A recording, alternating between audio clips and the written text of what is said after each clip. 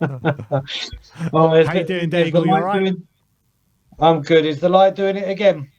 It was I've for got a one. second. It was for a second. But I've, talk to me. What are your thoughts on the game today? um, loads and loads of positives. Loads and loads and loads of positives. But I think get rid of the two negatives straight away, which is Porro is not a right back, cannot be a right back, should not be played as a right back. Um, I don't understand why Spence is on the market if he thinks Porro is a right back. I'm sorry, he just can't do it. And Regulon, they were the two. I mean, Dyer was Dyer, but those two were the weaknesses. In all honesty, I think there's a load more positives, but they're the two weaknesses. What do you reckon about that, guys? Well, if you want to start with the negatives, do you want to speak about the goalkeeper, Vicario? What did you make out of him today? Until the fourth goal, I was I was kind of like, it was okay what he was doing. I was liking. You got to remember, you guys have sat with me on many a time when I see the ball get passed back to Hugo Lloris, and you know what I go through and how crazy I get. I don't get that with him, but other parts of his game are concerning, especially that how he was for that fourth goal. That was strange. I think you're being a tad harsh on Porro. I didn't think he was that bad today, personally. I actually thought it was a bit better Oh, than I actually thought it was a bit better than he had been in other games. To be fair, especially defensively, I thought the first goal he was terrible, but after that, I thought he improved a lot. I agree with you with Reguilon though. I thought you can make a case for all four goals. He had a part to play in all of them. So I mean, Reguilon got completely torn apart by a 16-year-old tonight. yeah, yeah. I mean, you look at it, Sim, when you were just saying that Porro was better defensively than he has been. Let's face it, that hasn't been hard. That has not been hard for him to do. That's like that's like well done. You've done your job. Um, right, go as a right winger. I love him. I think he can offer so much more and do much more and can be such an asset to us. But defensively, I just don't think he's there. And Reguilon, thank God we got Destiny. Yeah. I think after that game, there is absolutely no question that our defence looks a hell of a lot more solid with Destiny and Emerson. Yeah, absolutely. But Emerson look, is by far the better right back we have, by far. yeah, I'd actually agree with that, to be honest. But obviously, both of them have negatives and positives. Emerson's not that great going forward, as well as he is great going the other way. And Porro is the complete polar opposite. So, I mean, potentially in games where we're really expected to dominate the ball, maybe Porro is the better option there. You know what it is, Ben? Like you said, I think the thing is, if you're playing right back, not right wing back, your job is to defend. That's your job. And Emerson is far better at doing it. If we're playing a right wing back, then I would go with Porro or yeah, I would go with Porro, but I do not feel comfortable at all with Porro at right back. He just hasn't been able to do it. But like I said, going forward, I love him. I think he's Yeah. brilliant. Defensively, I just think he's not good enough. Look, Brian, enough of the negatives today because there are Yeah, a lot of enough. positives, a lot of Hell yeah, positives to get through today. So where do you want to start? mate. Listen, Bissouma is going to take all the plaudits, and rightfully so. I heard Simeon say it multiple times. That's the guy we bought from Brighton, and he's spot on. He is spot on, and I thought he was absolutely fantastic. But there's a player I want to talk about, and I think I said he was our marquee signing last season before he kicked the ball. I think even Perisic has to stay at this football club. Has to. Him at left wing and doing what he does for Croatia, he's been very, very good this pre-season, and I just hope we don't sell him. But like I said, Basuma, by far man of the match. Obviously, you got Davinson Sanchez, who plays an absolute blinder. But for me, Perisic really, really stood out for me. yeah, I thought he had a really good game as well. There are other players. There's a certain player you didn't mention who scored a brace today in Ollie Skip. What did you make of his performance? Who needs Gift Orban or the guy from Porto when you got Ollie Skipper just waiting to take over Harry Kane? Should he go? Our striker is there. We've been playing him in the wrong position. One of our Free own. Ollie Skip. Yeah, free Ollie Skip. Let him go up front, mate. The first one, okay, he was in the right place at the right time after the Celso shot, but that header was wonderful, and especially Perisic's cross, but unbelievable, unbelievable. they were saying in the commentary, obviously, that they don't think he scored 2 goals ever in his career. I don't think he scored 2 goals in a season, and he's got to bang 2 in at Barcelona. Like I said, there were so many that after going 1-0 down, the resilience and the want to still attack and play football that way was really, really impressive. And we took it to them. We absolutely took it to them in that first half. Second half played some wonderful stuff as well. Just yet again at the end, the defence. Who would have thought the defence let us down? Shocking. But thankfully that's been. I mean, who would have thought? I mean, one of the best moments. I don't know if you guys saw it. It was in the first half. Dyer went to make a clearance as the ball came into it, and the commentator even said, "Dyer to easily clear," and he kind of skied it. And he went, "Well, kind of." And I was just like, "That just sums it up." I was like, "That just sums it up." When the commentator's going, "Yeah, Dyer should easily," yeah, I got that wrong. But yeah, it was like I said. There are so many positives to take. Solomon, even do you know what? I'll give Reguilon his credit for the goal, for the first one with his link-up play with Perisic.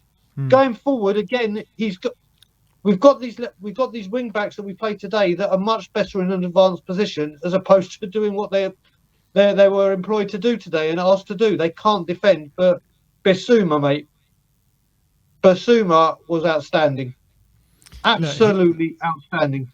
He really was. But a player who I want to talk to you about, who you touched on a bit before, was Davinson Sanchez. I mean, what a performance from him today. Absolute man mountain. And it's strange to say after a 4-2 loss, you're going to give credit to a defender, and especially someone like Davinson Sanchez, who is slated so much in the past. In that performance today, was he putting himself in the shop window, or was he giving a message to Ange? So first of all, this is what this fan base, we just love to argue and bicker, don't we? So I put a tweet up about halfway through the second half and said, "Do you know what?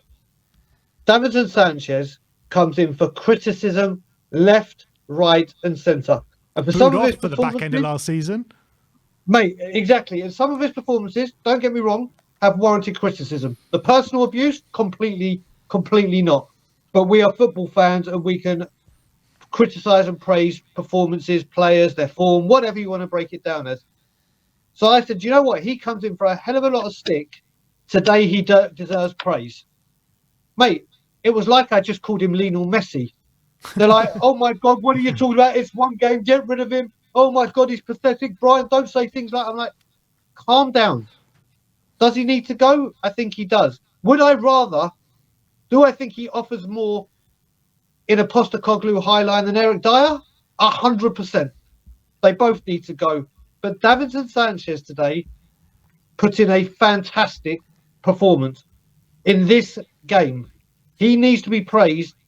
Some of the blocks, some of the timing of his interceptions were like his first season with us. Not saying that he's now turned the corner and he's now got to be a starter, but you can give credit to a player that has been out of form and say, do you know what, you've had a good game. And today, he most certainly did. You've got one choice, Brian. You can either keep Davinson Sanchez for the upcoming season, or you can sign Clement Longley on a 3-year contract. What are you doing? Keep Davinson Sanchez. Listen, I'd rather play Davinson Sanchez with a broken leg than Clement Longley be back in the squad. So when we're talking about the extreme of what I'd want, Clement Longley, under no circumstance, listen. You mentioned it today in your update, Ben and Sim. If you bring Longley in, that's another 3-4 year contract on whatever wage it is. So forget whether there's a fee or not. That's a 3 or 4 year or 2 year contract, whatever, where he'll be on a big wage. He's apparently a backup. You're stopping the development of Dorrington. You got Ashley Phillips in. I'm sure we could loan a better defender or something different. So yeah, that's got to stop. That's got to stop. Clement Longley can't be at this club.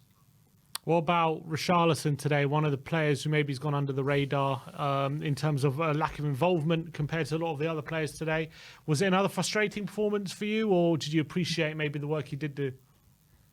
A bit of both, Simeon.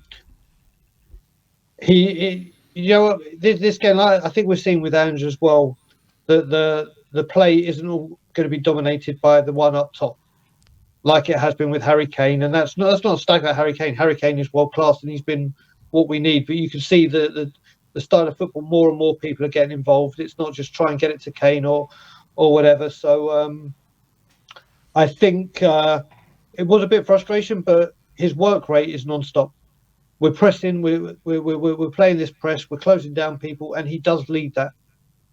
But he needs to be more active. He needs to get more involved in the final third and get into better positions. But that will come, won't it, Sim? That will come. The more and more he gets minutes.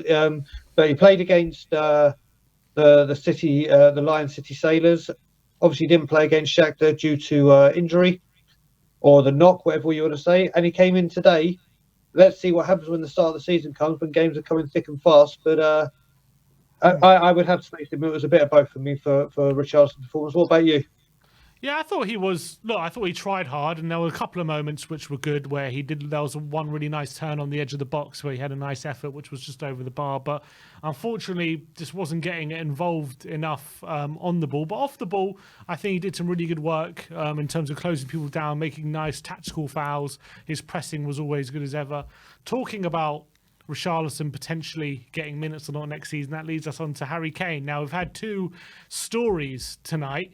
Gary Jacobs said Tottenham are resigned to losing Harry Kane with Bayern in the wake of Bayern's new £94 million bid. Yep. Matt Law says in the wake of Bayern's new bid, Tottenham are leaning towards keeping Harry Kane. So where do you sit on this? With a few days left before the season starts, Tottenham, we know if Kane is here for the Brentford game, apparently that means he's going to be here for the season. So who do you believe more? Are Tottenham resigned to losing him, or do you think Tottenham are leaning towards keeping him? Joe, well, I did an update with Ben on Saturday, and we were talking about this phone call that didn't happen, that did happen. It was a secret. He is going, he's not going. People think he's going. This isn't going away. I said to you when I was with you yesterday, Simeon, I still think there is one big bid that is going to push the boat out, and it will get over the line. And I don't want it to happen, but I think it is going to happen. I think Harry Kane is going to go. I'm not budging for it. Listen, I want to be proven wrong. I want to come on here and say, yeah, do you know what? I was wrong.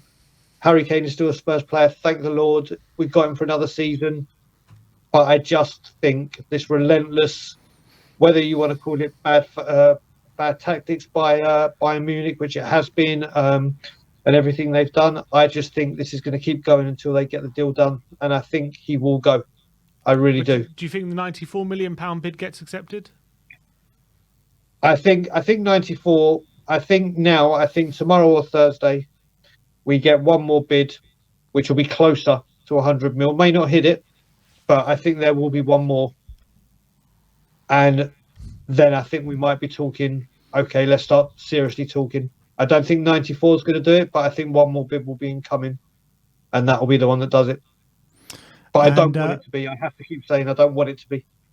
And finally, with the season just around the corner, this weekend is the brand new season, the kickoff against Brentford.